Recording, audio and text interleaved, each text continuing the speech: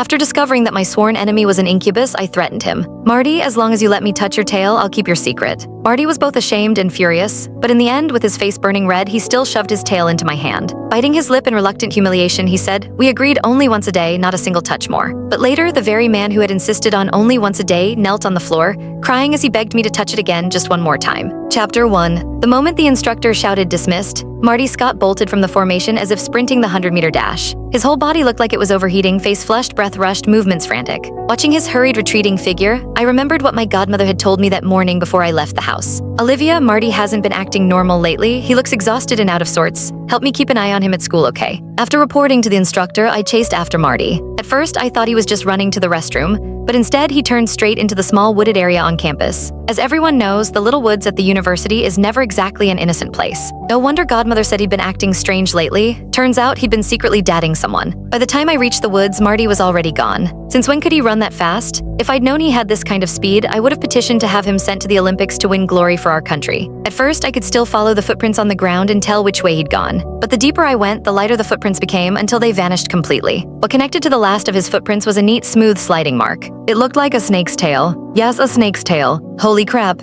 Such a thick snake tail. Staring at the trail on the ground, about as thick as my own thigh, I thought of how Marty's footprints had abruptly disappeared. I clapped a hand over my mouth, eyes wide. Had Marty been eaten by a python? If a python ate him, it probably wouldn't eat me, right? Just as I was about to cry from panic, I heard urgent, restrained panting coming from the bushes a few meters away. From the sound of it, whoever it was in serious distress. This voice, why did it sound so familiar? I moved closer toward the source and could almost confirm the voice belonged to Marty. But the sound was kind of... My face flushed instantly. Was Marty crazy? He had no shame, but did he expect a girl to have no shame too? Wait. Something was not right.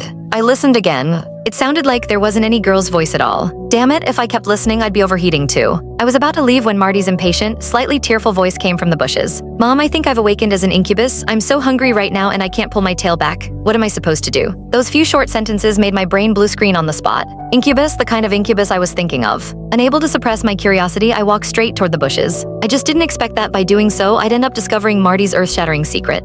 What? Inside the bushes, a thick black snake tail was coiled beneath Marty's body. His eyes were red as he anxiously, desperately gripped his camouflage uniform, trying to cover the place where the snake tail connected to his human body. But no matter how hard he tried, he couldn't hide it. The black scales at his waist shimmered faintly and the tail was fully exposed. I pushed the branches aside and Marty followed the sound of movement and looked over. Our eyes met.